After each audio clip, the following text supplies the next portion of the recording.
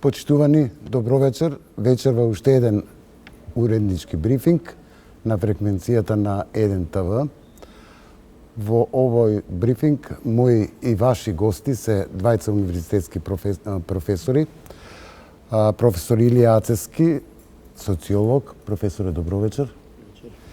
И професорот Ненад Марковиќ, политолог. Добро вечер. Добро вечер. Еве, јас одлучив и ви благодарам што ја прифативте мојата покана. Одлучив вечерва овој брифинг да не биде посветен на условно жешките теми овие последни месеци, името, НАТО, Европска унија, реконструкција на влада, туку тема која што ни се провлекува сите овие години, еве, од независноста па наваму, демократско општество сме, но градиме култ на личност. Тргнувајќи од Бранко Црвенковски, па Љупчо Георгиевски, Никола Груевски во најсветла форма и сега Зоран Заев. Се уште е рано да се каже дали и тој и кон него ќе градиме таков култ, но првите сигнали се дека можно е и со Заев така да поминеме. Јас на почетокот ќе ве прашам зошто сме демократско општество во кое што градиме култ на личност. Проблемот е во нас, во граѓаните или во политичарите? И зошто не се идоли само политичарите? Зошто не се уметници? Зошто не се други професии? Видите, прашањето е доста сложено да го сведиме на едноставност. Да, јасно. И да побараме делот е одговор дали е во човековата природа, општо не, или пак има некои други околности кои во себе содржат, би рекол, елементи кои нам како поединци не принудуваат да се однесуваме во некоја ситуација на таков начин. Само една кратка напомена, социјализмот ги градеше тие култови на личноста. Да. Он ги градеше во еден, како би рекол, амбиент, општество, систем, во кој што, ајде, тие двата елементи кои формираат модерното општество, пазарната економија и демократското општество, нема слободни избори, нема приватна собственост. Но има еден висок култ на личноста. Да. Од тука сега почнува она после 90-тите години, започнува таа, би рекол, таа дилема кои се тие кои ги поттикнаа тие за многу кратко време. Јас имам можност да следам од тие процеси, можност малку посериозно 90-тите години во тој процес на приватизација и демократизација, за да после неполни 3-4 години се појави тој момент дека на обичниот човек му треба некој силен, водач, цврст, кој ќе воспостави ред, дека ова повеќе не може така и така натаму. Тоа беше доволно, значи таму негде средината на 90-тите години, 4-5 години после падот на социјализмот, комунизмот, така како да го наречам, за да се создаде сега една, како би рекол, подлога, реална подлога, психолошка, би рекол дури социолошка, па дури и антрополошка. Затоа што периодот после 90-тите години, меѓу другото, за Македонија може премногу е типична, би рекол, за во тој поглед, она што се случуваше со многу елементи, но и кај другите држави, али кај нас, говорам посебно за Македонија.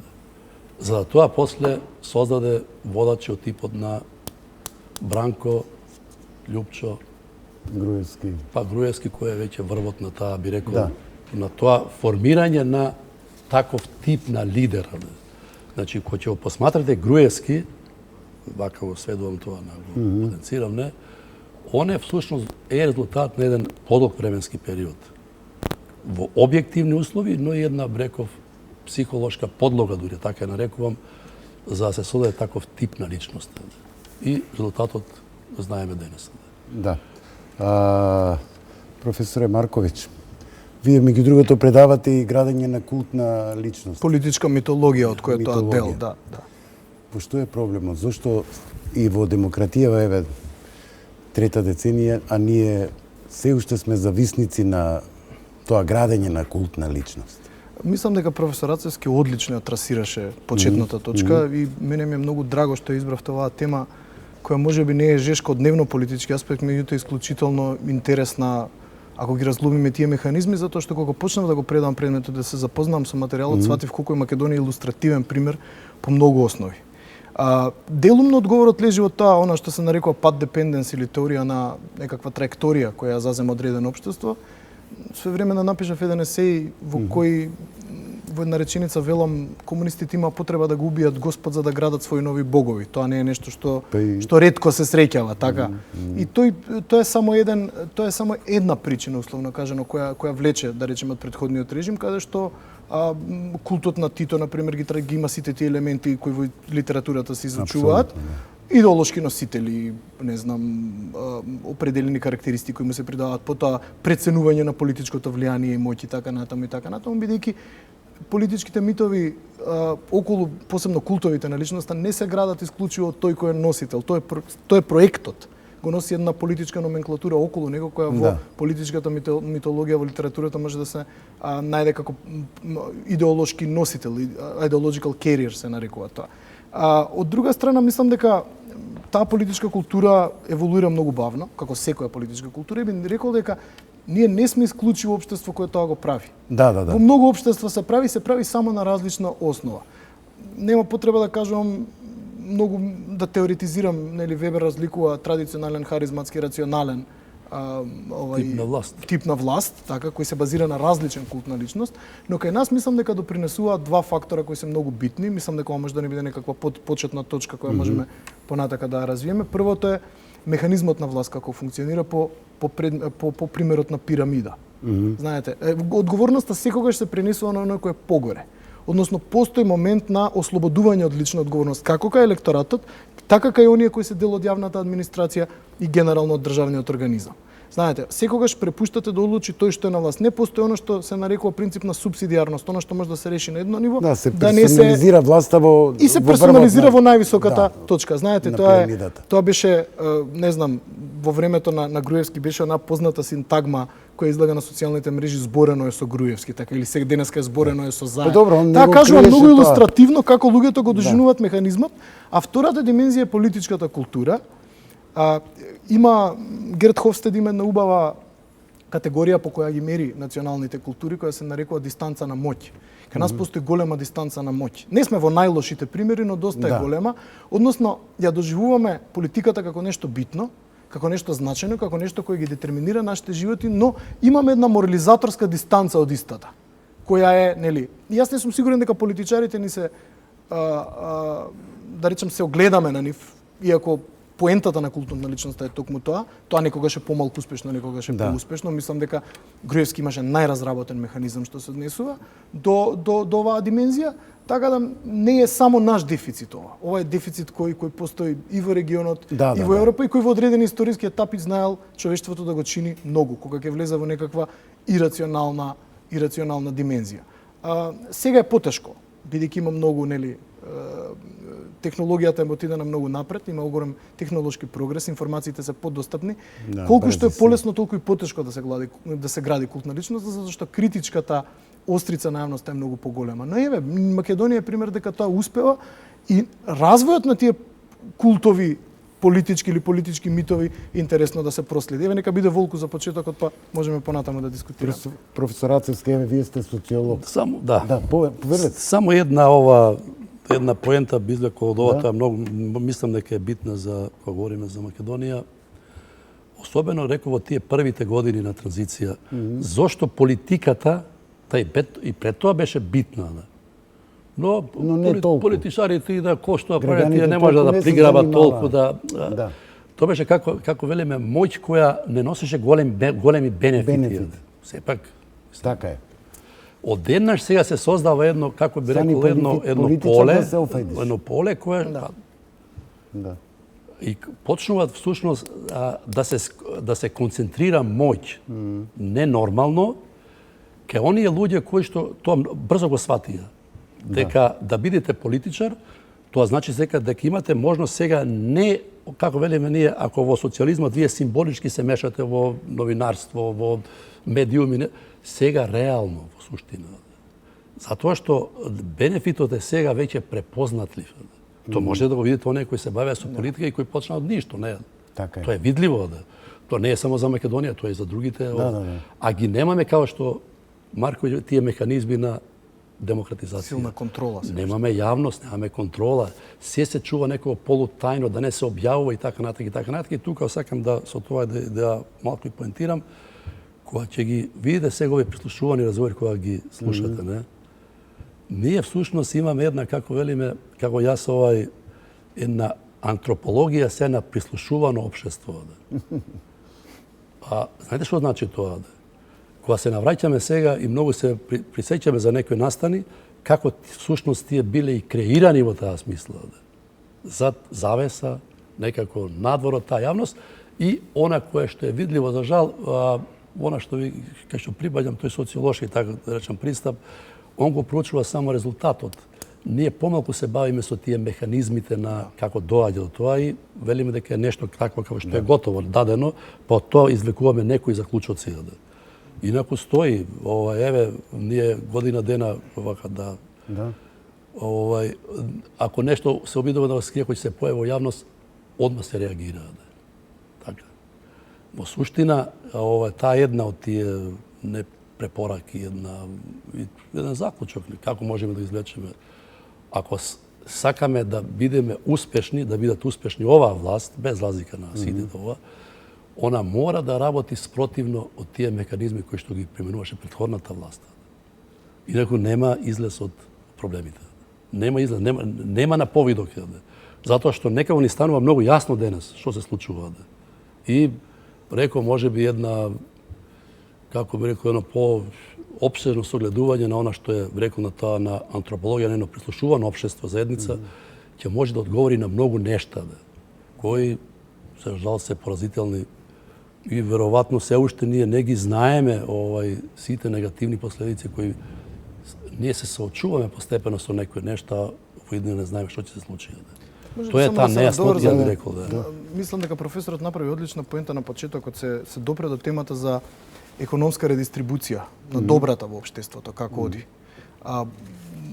Во општество како што е македонското, кое се уште припаѓа во категоријата на теоретски, тоа се нарекува екстрактивна економија, во која богатството се создава со практично претварање на јавните фондови во приватни. Вие не многу малку бизнисмени имате или многу малку иноватори во општеството кои врз база на одредена бизнис идеја или развивање на сопствен бизнис успеале да направат богатство.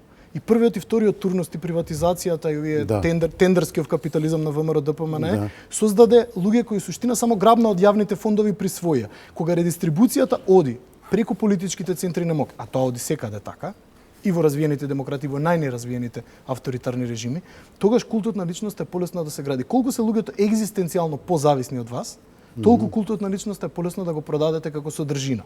Сега, она што спомене професорот, тука постојат механизми кои политичката наука ги проучува, постојат начини, постојат резултати кои социологијата ги проучува и така натаму, кои може да бидат, кои најчесто не се пријатни на крајот.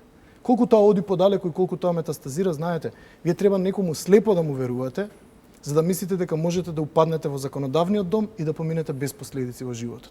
Значи тоа веќе оди од онаа темната страна на култот на личноста, каде што вие слепо верувате во определена идеја без критички да обсервирате какви последици индивидуални и колективни може да донесе. За колективните последици подобро да не зборуваме. Мислам дека премолчно се согласивме дека нема да одиме во дневна политика премногу. Но Македонија е многу интересна и по еден друг. Ние го земаме како за илустрација. Го земаме за илустрација, значи стварно не сакам, навистина не сакам да саботираме емисијата од аспект на тоа да претвориме во дневно политички некаков форум. Како феномен кој што меѓутоа феноменот на вистина многу интересен. Да се одлучите за таква храброст, условно во наводници кажано, без да критички го обсервирате, тоа е многу интересно. Но Македонија има илустративна и по една друга димензија кога се однесува на култна личност. Македонија почна со Глигоров. Да.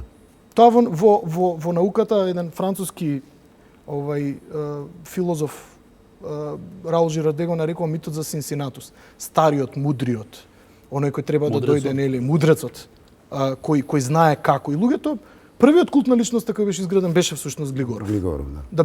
Да бидеме реални, тоа Така беше е, првиот така е. мит. Да. И тоа беше, повторно се враќаме на таа некоја траекторија општествена, беше некаков заостаток од претходниот режим каде што се ценеше возраста.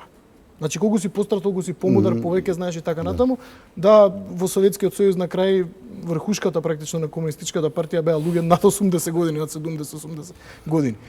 Како еволуираше та култот на политичарот, ајде да не го наречеме. Да. Ние завршивме во нешто за кој напишав пред година-две колумна, завршивме во јувенилен мит.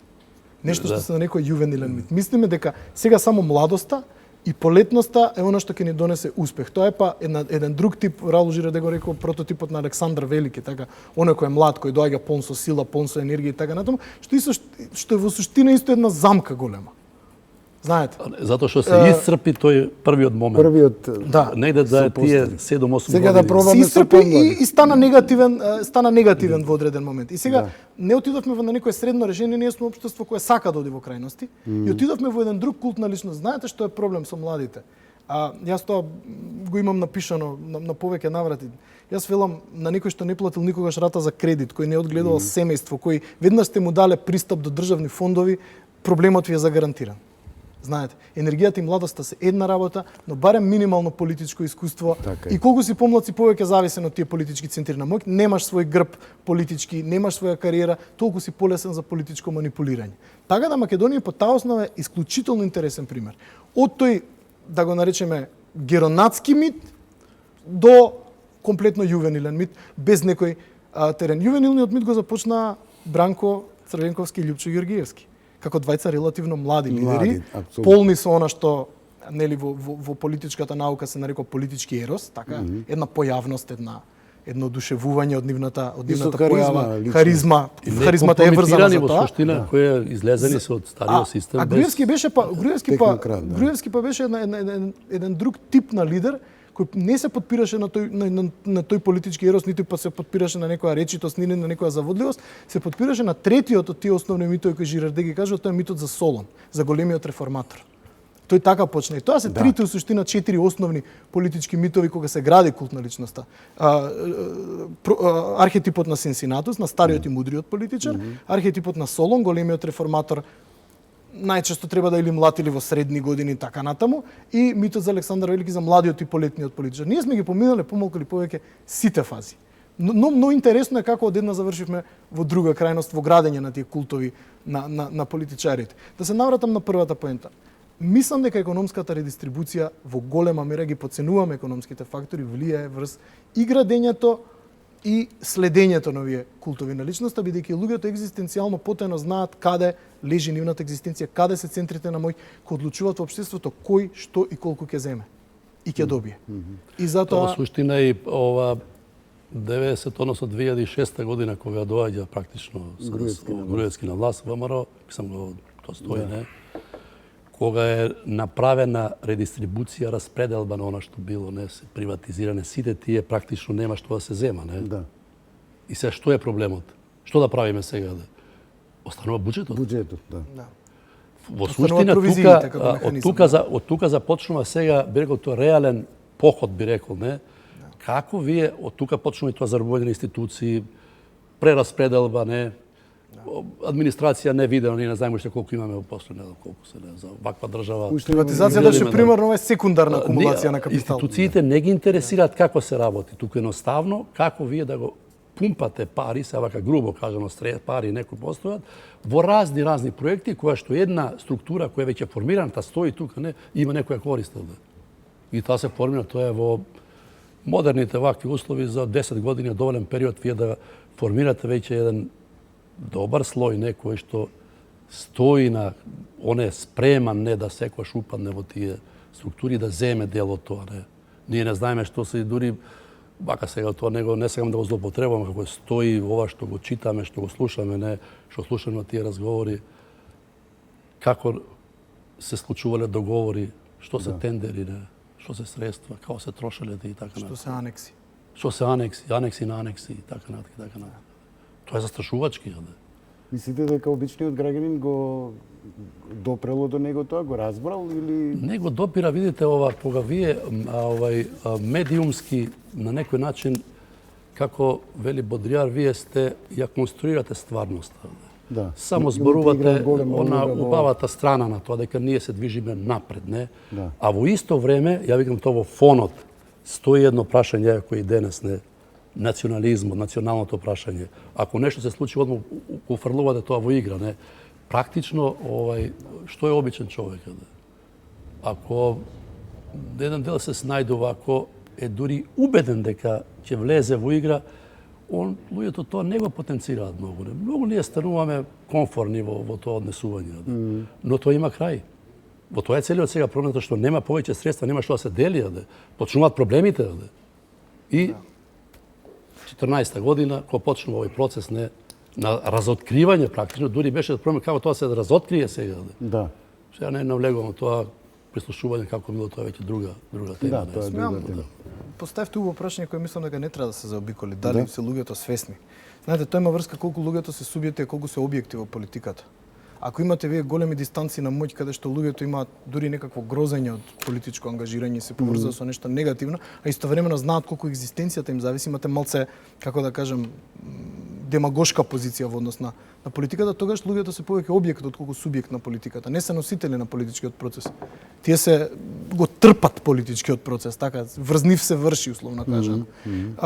Илустрација многу добра за тоа како луѓето размислуваат вие и она батерија на прашање која сите социолози и политолози многу ја сакаат, а се однесува на преферираниот тип на владење.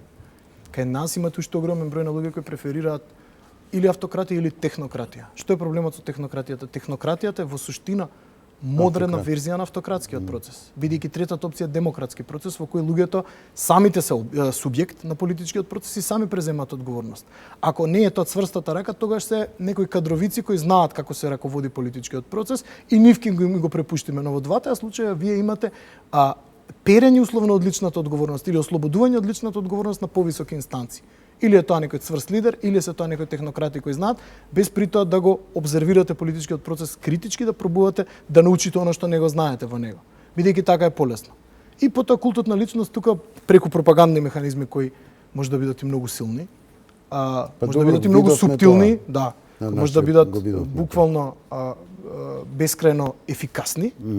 Можете да го продадете многу лесно кога имате маса на луѓе кои се само објекти. Колку е таа маса поголема на луѓе кои не просудуваат индивидуално и критички, толку е полесно повторно да го градите тој култ на личноста. Не заборавајте дека политичките митови, политичките култови се градат и со компензаторски ефект. Што кога она што професор Рацевски го загатна како дилема, што кога имаме проблем со редистрибуцијата? Секогаш можете да компензирате со повеќе култ, повеќе национализам, повеќе социјална демагогија и така натаму. Бидејќи знаете, социјалната демагогија, наводната емпатичност на политичките елити со обичниот човек и неговите проблеми е исто така опасно политичко оружје ако не го деконструирате на правилен начин. И од тука и тензијата меѓу академската фела и политичарите. Еден автор кој има напишана една фантастична книга која просто се вика Политички мит, Кристофер Флад вели работа е вика на политичарите да ги создаваат, да ги конструираат, работа на професорите е да ги деконструираат. И ние тука вели не можеме да се сакаме никогаш. Така да нормална една фрикција и тензија да постои меѓу тие две професии или слоеви на општеството. Да, но тоа е една забелешка дека во македонското општество баш не дојде до израз тоа. Најголем дел од, ајде да речеме, таа интелектуална елита, она као да се повлече, као да се помири. Сем некои поединци кои се обидува повеќе таа пак се врза со другата партија, она другата сила, не. И практично се добиеше еден впечаток дека пак тие служат за некоја идеја која што иако е спротивна нова првата, она на другата која е владеачка, не, некој начин е пак некоја партиски обоена во таа смисла. И ние од тоа имаме еве денес она што вие кои ќе изразите некакво, ајде речем независно мислење, некоја анализа ова, као никој да не ве рачуна сега во таа смисла од оние кои што имаат моќ, не. И тука толку поврзувам со самите институции, оние би рекол институции кои се задолжени некој да го анализираат, да продуцираат, би рекол, квалитативни сознанија за може да ги користат и елити во крајен случај, не. Што тука нашите институции од тој тип доста потврлија. зборам за универзитетот. Да. Ние практично немаме 10 години никакви истражувања. Сега, Не? не постојат, еве, што сега. Само преку Нема меѓународни пари, проекти. Меѓународни Од проекти, домашни но тоа е, средства многу но тоа е друга, да речем, ајде веќе некоја поина димензија, но Да, без тие средства не можеме оваа деконструктивна Апсолутно. улога да ја вршиме. Да, Тоа не може затоа тоа е што проблем. внатрешни не постојат, мислам не постојат кои што самата влада ги финансира, тоа е голем проблем. Добро, а кај се тука граѓанските организации, нивната улога? Добар дел се приклучија на ова, добар дел беа исклучиво против ова. Добар дел еден дел се, како велиме ние и таму, не, на некој начин, во таа смисла и тој Кај се граѓански. парите? Или не? Ој па, Мојта тука беше каде? ова, каде е мојта, не. Мислам дека Ево да земе, да се извинам, во екологија, Имаат улога например. граѓанските организации, сигурно. апсолутно Да. по мене е исклучително позитивно заради Демократијата тоа е што процес. Да. апсолутно процес е. Ние сме општество кое е во фаза на демократизација се уште, што значи дека Да. а и не постои општество кој има финална форма на демократија Апсолутно, која е препорачана и која е препишана на сите. И мислам дека граѓанскиот сектор игра исклучително важна улога. Зошто? Од неколку причини. Мислам дека помага во оваа деконструкција за која зборувавме. Зошто? Затоа што ги рационализира ирационалните тенденции во општеството. Ги рационализира на кој начин? На начин што од сферата на оно што се нарекува политикс или тврда политика, условно кажано, ги пренесува, и за мене тоа е најважната функција, на сфера на јавна политика или оно што се нарекува полиси. И ги деконструира процес по процес. Ако зборуваме за, не знам, антикорупција, зашто точно зборуваме? Кој закон треба да се смени? Така, бидејќи луѓето проседуваат на база на некој општ впечаток дали одредена политичка елита се бори со корупција или не. Невладините организации, они посебно тинк-тенковите кои имаат капацитет и интелектуален, создаваат конкретни мерливи начини како тоа да се измери, методологија, така. Го рационализираат целиот процес и му даваат една нормална димензија, па многу често, не знам, примерот на граѓански буџет на пример, кажува дека го простуваат за обичните луѓе да Да го сватат разберат. каде одат нивните пари. Да. Затоа што луѓето во 90% од случаите, сега глупаво е човек статистички да се изрази, во најголем број на случаите интуитивно одлучуваат. Не одлучуваат информирано за многу работи. Да. Тоа ни се случува на сите и затоа мислам дека овој граѓански сектор има обврска и задача да работи. Секоја политичка елита која покажува анимозитет кон ова треба да се доведе под сомнеш според мене. Заради тоа што очигледно пројавува отпор кон рационализација на политичкиот процес. Дали тука може да има пропусти, грешки, неточни интерпретации, секако. Но подобро е да има напори отколку да ги нема во таа смисла. Еве, тоа е во проблемот, односно во она што е еколошко движење. Да. Бива можност да... референдумите за тоа мислите? Не, во смисла на овие што се практично насочени кон здрава животна средина, колку ги има се. Ја знам кога се формира 90-тите години Лопстанок дем и така натака, не. Ако видите нивниот развој, не, како тече со време, последните колку 7, 8, 10 години ние немаме некој видлив резултат во тој поглед. Далеко сме од тоа. Далеко сме од тоа. Кај живееме Скопје, например, не се повлече ни една, би рекол, рационална, ефикасна, политичка, односно економска или каква, не знам, акција во однос за заштита на тоа елементарно право, да речеме, на чист воздух. Скоро. Да. Се дозволи увоз на стари возила, во онај сферата на самата економија, Па и заштита, хаосот. да не наредам едно десетина елементи кои што се подразбира во тој контекст, но нека од тоа еколошко движење, тие еколошки се прилагодуваат, даваат до знаење дека нешто треба да се направи. Еве, чисто го тоа го анализирам, учесник на еден таков протест кој беше против железара, но тоа помина као што помина, не, во таа смисла дека нешто као се работи, тоа беше Сакате да пред 5-6 кажете дека години. свеста на граѓаните тешко се Тешко се пробудува на таков начин. После многу брзо кога се го насетуваат тие моќните центри, особено оние кои што управуваат и манипулираат, не, одма наметнуваат некои многу потешки теми, не. Одма се уфрла тоа националното прашање, одма се некоја се случува за брзо време, за тоа се заборави, затоа што некој во таа структура нема рачун, како велиме, се говори за тоа, воопшто, и како да го снемува од политичка сцена, не, воопшто. Да. Професор Марковиќ. Тоа Марковиќ многу добро го знае. Да, што мислите? од една година е денеска од владењето на оваа нова власт. Што мислите по првичните сигнали? Можеме ли уште еден Груевски да видиме во Заев или веќе свеста на граѓаните е разбудена, нема да може да... Па мислам дека има и од двата веројатно елементи. Морам да признам, зависно за која сфера на општеството говориме. Партиските следбеници на било која политичка опција секогаш ќе се трудат, да создадат, пристрасни се, имаат своји емоции кои мораме да ги разбереме. Меѓутоа мислам дека она што се случуваше последните 3-4 години постои една критичка јавност која тргна многу рано во критики на владата. Ја мислам дека не се сочекани првите 100 дена. Да.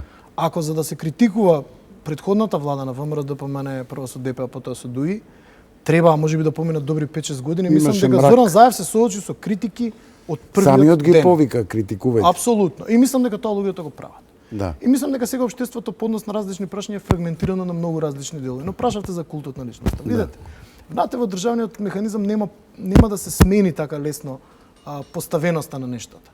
Пак мислам дека многу работи ќе зависат од тоа дали ќе биде зборено или нема да биде зборено со Заев, независно дали тој тоа го посакува или не. Знаете, предавањето на лична одговорност кон политичките центри на моќ е личен чин кој не зависи само од реципиентот, зависи од оној кој тоа го прави.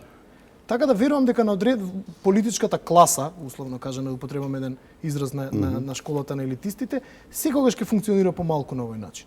Но мислам дека политичката база, политичката основа во Република Македонија во последните 5 години е многу сменета. И мислам дека постои и критичка острица, и поголема фрагментираност на политичката сцена, и поголема отвореност. Прашањето е она што го загатнавте вие, дали ќе биде тоа видливо, дали во јавната сфера ќе биде пропуштено низ една јавна делиберација, дали ќе има атмосфера, тие гласови да допрат различни до сите, бидејќи независно колку нешто ни се допаѓа или не, само таа хетерогеност овозможува демократија. И овозможува да се намалат тие култови на личноста, бидејќи го отвараат политичкиот простор за различни опции, и за различни дебати, и за различни аргументи. Така да мислам дека во оваа фаза јас не гледам дека, особено затоа што Заев игра сега по една многу опасна линија, конкретно за споразумето, мислам дека повеќе се работи за една страшна политичка поларизација која кај Груевски не постоеше првите 5-6 години. Он имаше еден грејс период во кој имаше многу малку политичка опозиција. Заев од првиот ден се соочи со исклучително многу критики кои траат. Да. И не се антагонизира толку често. Затоа и неговата одлука може да има и веројатно ќе има историско значење за Македонија.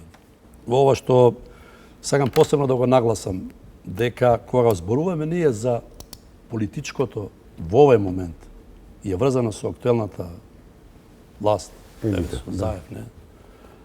Дека некои одлуки ќе влезат во историската меморија на Македонија. Мислите на името на тоа? Мислам на името, но мислам еден друг момент. Али пред се на името, односно како ќе биде таа одлука, да биде и она и да се прифати, да не се прифати, таа ќе влезе како историска во многу нешта. И вториот момент, она што сакам посебно да го нагласам, е ова како ќе заврши ова ситуација во Македонија. И тоа ќе има историско значење. Дури ако се оди во една крајност, да речеме дека ајде све да заборавиме, така, па да почнеме од некоја нова стварност, нова реалност, како ќе крстиме, не? И тоа не е можно. Да. Не е можно затоа што мора да има едно, како да го наречам, раскрстување со тоа минато.